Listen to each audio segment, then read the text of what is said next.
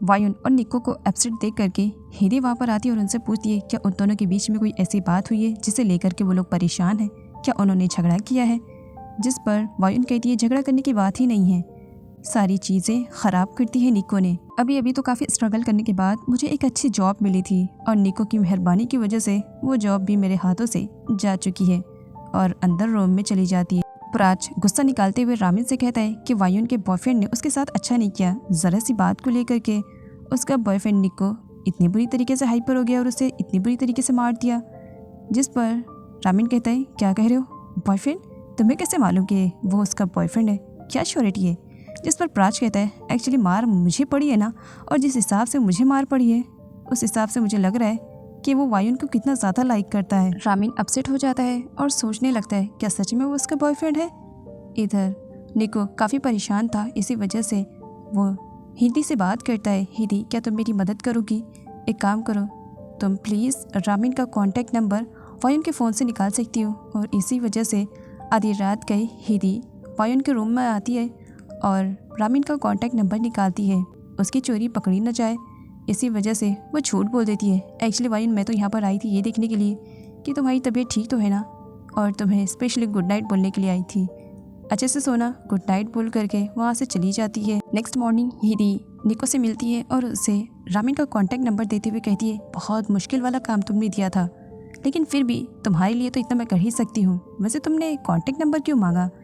जिस पर निको कहता है बाद में तुम्हें बताऊँगा, अभी फ़िलहाल बहुत ही ज़्यादा ज़रूरी काम करना है मुझे। और उसके बाद वो रामिन के पास कॉल करता है और उससे मिलने के लिए बुलाता है कि अगर तुम्हारे पास फ्री टाइम है तो क्या तुम मुझसे मिलने के लिए आ सकते हो। आभूषण के बाद वायुन ने इतनी अच्छी तरीके से हिदी का ख्याल रखा कि हिदी अब अच्छी तरीके से रिकवर हो गई थी, लेकिन फिर भी वायुन हिदी को पूरी तरीके से रिकवर होते हुए देखती है तो उसका अच्छी तरीके से ख्याल रखती है। दोनों के बीच में अभी बातें चल रही थी, तब तक मकान मालकिन आ जाती है और वो यहाँ पर वायुन से कहती है कि क्या वो उसको रेंट नहीं देगी। हिदी के अबॉर्शन के चक्कर में बहुत सारे पैसे खर्च हो गए थे, वायुन के हाथ में पैसे नहीं थे, लेकिन उसने जो अपने पैसे बचा कर रखे थे वो रेंट पे दे देती है। अब वायुन के पास कुछ नहीं था, दोनों आपस में बातें कर रहे थे कि अपना एक घर होना कितना ज़्यादा ज़रूरी है ना। वायुन न्यूज़पेपर लेकर के जा रही थी। हिदी के पूछने पर वायुन बताती है कि नई जॉब की तलाश में जा रही, क्योंकि निको ने जो कारनामे किए है उसके बाद तो उसे नई जॉब ढूंढनी पड़ेगी। निको के बुलाने पर रामिन उससे मिलने के लिए आता है। निको रामिन से सॉरी बोलता है कि उस दिन मैं कुछ ज़्यादा ही गुस्से में था और तुम्हारे दोस्त पर मैंने बहुत बुरी तरीके से वार किया, प्लीज़ मुझे माफ़ कर देना। एक्चुअली वायुन मेरी बेस्ट फ्रेंड है, इसी वजह से शायद मैं कुछ ज़्यादा ही रिएक्ट कर गया। क्या तुम भी मेरे बेस्ट फ्रेंड बनना पसंद करोगे? और यहाँ पर रामिन के साथ उसकी फ्रेंडशिप हो जाती है, जबकि निको की चाल तो कुछ और ही थी। निको जाने से पहले रामिन से कहता है कि इन सब में वायुन की कोई गलती नहीं थी, तो वो उसे उसकी जॉब की पोजीशन से ना हटाए। रामिन जब घर वापस आता है तब निको के साथ उसकी जो कुछ भी बातें हुई थी वो अपने दोस्तों को बताता है, जिस पर प्राच का कहना था मुझे ऐसा नहीं लग रहा है, ज़रूर निको कुछ ना कुछ तो चाल चल रहा है, वो इतनी आसानी से तुमसे माफ़ी कैसे मांग सकता है जिस लड़की को लेकर के वो इतना ज़्यादा पॉजिटिव है। मुझे नहीं लगता है कि वो दोनों फ्रेंड्स हैं। वायुन मॉर्निंग से नई जॉब की तलाश में निकली हुई थी, लेकिन हर जगह वो रिजेक्ट कर दी जा रही थी, जिसे लेकर के वायुन काफ़ी परेशान हो जाती है और एक जगह बैठ जाती है। ऊपर से हिदी की मॉम का कॉल आ जाता है जो उसे बताती है कि आजकल वो कुछ ज़्यादा ही पैसे खर्च कर रही है। अब बेचारी वायुन कैसे बताए कि उसने जो कुछ भी पैसे आंट से लिए वो उन्हीं की बेटी की अबॉर्शन के खर्च में लग गए। पद्मा बहुत ही ज़्यादा खुश थी कि फाइनली आज वो रामिन से मिलने के लिए जा रही है, वो रामिन को अपनी आंखों से देख पाएगी। उसकी फ़ोटो को किस करके उसकी मॉम के पास जाती है और बताती है कि सारा लगेज उसने रख दिया है, बस मैडम जल्दी से चलें। इस पर रामिन की मॉम कहती है मैं सुन रही हूँ। रामिन की मॉम और पद्मा निकल पड़ते हैं रामिन से मिलने के लिए, लेकिन बीच रास्ते में उनका एक्सीडेंट होने वाला था। ब्रेक लगाने की वजह से रामिन की मॉम गिर जाती है। तब यहाँ पर पद्मा ड्राइवर पर चिल्ला रही थी कि किस तरीके की वो गाड़ी चला रहा है और जल्द से हॉस्पिटल ले चलने के लिए रामिन की मॉम को कहती है। रामिन वैसे तो वायुन को जॉब से नहीं निकलने वाला था, लेकिन फिर भी वो वायुन के पास कॉल करता है और श्योरिटी करवाता है कि उसे नई जॉब ढूंढने की ज़रूरत नहीं है, क्योंकि वो रामिन के पास अपनी जॉब को कंटिन्यू कर सकती है। इस पर वायुन काफ़ी खुश हो जाती है। वायुन घर वापस आती है। रामिन और उसके बीच में जो कुछ भी बातें हुई थी इन सब के बारे में वो सबको बता देती है और काफ़ी खुश थी। यहाँ पर वायुन और नोप दोनों केक बना रहे थे। निको और हिदी दोनों आपस में बातें कर रहे थे कि क्या केक इस बार अच्छा बनेगा, क्योंकि पिछली बार तो ओवन ही चल गया था। दोनों हंस रहे होते हैं कि शायद इस बार भी केक सही तरीके से न बने, लेकिन तभी वहाँ पर वायुन आती है, केक सभी को टेस्ट करवाती है और केक सच में काफ़ी डिलीशियस बना रहता है।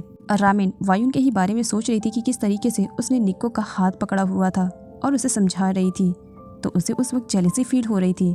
अब यहाँ पर वो बस वायुन के ही बारे में सोचे जा रहा था कि क्या सच में निको उसका बॉयफ्रेंड है। जब वो अपने दोस्त से इस बात का सजेशन लेता है तब उसका दोस्त उसे और भी ज़्यादा कंफ्यूज कर देता है। हॉस्पिटल में पद्मा रामिन की मॉम पर गुस्सा कर रही थी कि बुढ़िया बहुत गलत टाइम पर गलत सिचुएशन में फंसती है। डॉक्टर के आने पर वो उनसे पूछती है क्या मैडम मर गई, जिस पर डॉक्टर का कहना था नहीं वो मरी नहीं है, बस उनके गले में थोड़ा सा फ्रैक्चर हुआ है, आप उनके असिस्टेंट है तो आप उनका ख्याल रखिए। तभी रामिन की मॉम की एंट्री होती है। पद्मा इस तरीके से रिएक्ट करती है मानो रामिन की मॉम जब हॉस्पिटल में आई थी तब तो पद्मा की जान निकल गई थी। इस पर रामिन की मॉम कहती है इस तरीके से रोना धोना बंद करो, मरी नहीं हूँ, घर चलते हैं। पद्मा रामिन की मॉम पर गुस्सा करने लगती है कि इस खड़ूस बुढ़िया की वजह से मैं अपने लवर रामिन से नहीं मिल पाऊंगी।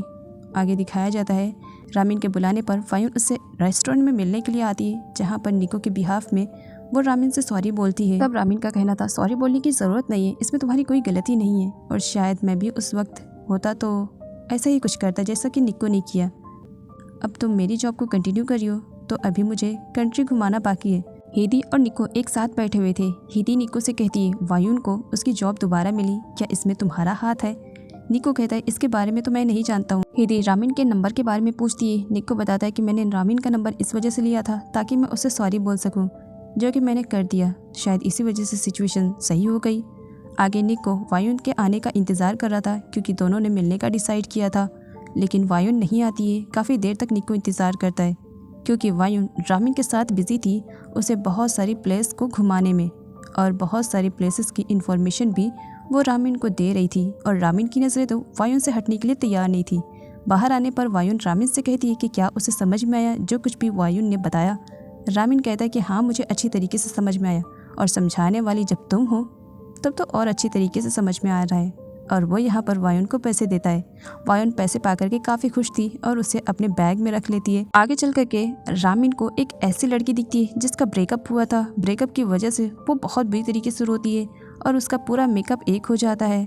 तब वायुन उसे देख रही थी, जिस पर उस लड़की का कहना था क्यों ब्रेकअप के बाद कभी किसी लड़की को रोते हुए नहीं देखा, तुम मुझे बहुत ही ज़्यादा अनकंफर्टेबल फील करवा रही हो, जाओ यहाँ से।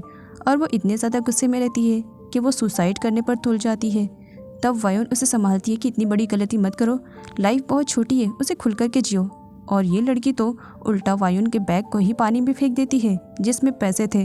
बेचारी वायुन तो आई थी उसकी हेल्प करने के लिए, लेकिन अपना ही नुकसान करवा कर बैठ गई। अब वो बहुत बुरी तरीके से रोती है कि पैसे थे ही नहीं और आए तो पैसे चले गए। इसके बारे में घर पर आने के बाद हेदी और नॉब को भी बताती कि किस तरीके से जब वो उस लड़की की मदद कर रही थी तब उस लड़की ने उसके बैग को पानी में फेंक दिया जो कि बह चुका है और पैसे भी उसके हाथ नहीं लगे। निको वायुन को लेकर के कुछ ज़्यादा ही अपसेट था। वो अपने काम पर सही तरीके से फोकस नहीं कर पा रहा था और गलती से उसके हाथों से बर्तन टूट जाते हैं। मैनेजर आ करके निको को बहुत ही ज़्यादा चिल्लाता है। इवन वो तो निको को जॉब से बाहर भी निकाल देता है। रामिन सोफे पे बैठा हुआ था और बस वायुन के ही ख्यालों में खोया था। उसके चेहरे पे एक स्माइल थी जो देख करके सर्वेंट आपस में बातें कर रहे थे। बॉस के सामने कोई टीवी भी नहीं चल रही है जो इस तरीके से वो स्माइल कर रहे हैं। बात क्या है, क्या हमारे बॉस को लव शव हो गया क्या? अगर ऐसी बात है तो मैडम को बताना पड़ेगा कि बॉस को लव हो गया है। निको जब वायुन से मिलने के लिए आता है तब उसे वायुन के बारे में बैड न्यूज़ मिलती है हेदी के थ्रू। हेदी उसे बता देती है कि किस तरीके से वायुन का पैसा पानी में बह गया है, जिसे लेकर के निको परेशान हो जाता है। निको तो आया था बताने के लिए कि उसकी जॉब छूट गई है। अब वायुन के बारे में जब सुनता है तब वो अपनी जॉब छूटने के बारे में किसी को भी नहीं बताता है और वायुन से कहता है कि तुम परेशान मत हो, अगर तुम्हें पैसों की ज़रूरत रहेगी तो मुझे बताना, मेरे पास कुछ पैसे हैं जो सेव करके मैंने रखे हैं, शायद इससे तुम्हारी हेल्प हो जाए। नेक्स्ट सीन में रामिन अपनी आंट नीता और अंकल पाक से मिलने के लिए आता है, जहाँ पर वो लोग डाइनिंग टेबल पर बैठ के खाना खा रहे थे। तो वहीं पर नीता रामिन को समझाने की कोशिश कर रही थी कि गरीब लोग एक बीमारी की तरह रहते हैं जो एक बार लग जाते हैं तो शरीर को पूरी तरीके से बर्बाद कर देते हैं। एंड यहाँ पर नीता सजेस्ट कर रही थी रामिन को कि उसे वायुन से दूर रहना चाहिए। रामिन कहता है लेकिन आंट वायुन काफ़ी अच्छी लड़की है। नीता कहती है मैं जानती हूँ, पहले तो वो अच्छे बनने का दिखावा करते हैं और बाद में अंदर से हमें खोखला करते हैं। रामिन और मिस्टर पार्क बस आपस में देखे जा रहे होते हैं। रामिन की मॉम और नीता दोनों की काफ़ी अच्छी फ्रेंडशिप है। रामिन की मॉम नीता के पास कॉल करती है क्या रामिन वहाँ पर आया है, जिस पर नीता की मॉम रामिन की मॉम से कहती है कि उनका बेटा गलत डायरेक्शन में जा रहा है, कहीं ऐसा ना हो कि फ्यूचर में उनके घर में एक गरीब बहू बन करके लड़की आए। जिस पर रामिन की मॉम का कहना था कि ऐसा कुछ भी नहीं होगा। और यहाँ पर पद्मा सारी बातें सुन रही होती है, जिस पर रामिन की मॉम उसे बाहर बुलाती है क्योंकि उन्होंने देख लिया था। पद्मा रामिन की मॉम को अपने झांसे में लपेटते हुए कहती है, मैडम क्या आपको नहीं लगता है कि बॉस के पास हमें खाना वगैरह भिजवाना चाहिए? अगर आप बुरा ना मानो तो क्या मैं रामिन सर के पास खाना लेकर के जाऊं, उन्हें दे दूं? रामिन की मॉम मना करती है, जिस पर पद्मा गुस्सा करती है और अपना टचअप करना स्टार्ट कर देती है। तभी वहाँ पर कॉन्ग की एंट्री हो जाती है, जो कि रामिन की मॉम के बारे में सुनती है और उन्हें विजिट करने के लिए आती है फ्लावर लेकर के। लेकिन पद्मा उससे अच्छी तरीके से बात नहीं करती है। रामिन की मॉम वहाँ पर नहीं थी तो उसे ऐसा लग रहा था कि मानो घर की ओनर वही है, तो वो कॉन्ग से बहुत बुरी तरीके से बात करती है। कॉन्ग को बुरा लगता है और वो पद्मा का पूरा मेकअप खराब करके वहाँ से चली जाती है। पद्मा को जब इसके बारे में मालूम पड़ता है तो काफ़ी गुस्सा करने लगती है कि मेरा मेकअप और पर्स किसने बर्बाद कर दिया। रामिन की कंपनी में आज बहुत बड़ा मीटिंग अटेंड किया जाता है। मीटिंग में सभी लोग आए हुए थे और यहाँ पर रामिन को एक बहुत बड़ा प्रोजेक्ट मिलता है। कॉन्ग रामिन से मिलने के लिए उसकी कंपनी में आ जाती है और रिसेप्शनिस्ट से बताती है कि रामिन की मॉम ने उसे भेजा है क्योंकि वो रामिन से मिलना चाह रही है। कॉन्ग ने झूठ बोला है क्योंकि वो जानती है कि रामिन के मॉम का नाम लगाने पर वो रामिन से मिल सकती है, इसी वजह से वो झूठ बोलती है।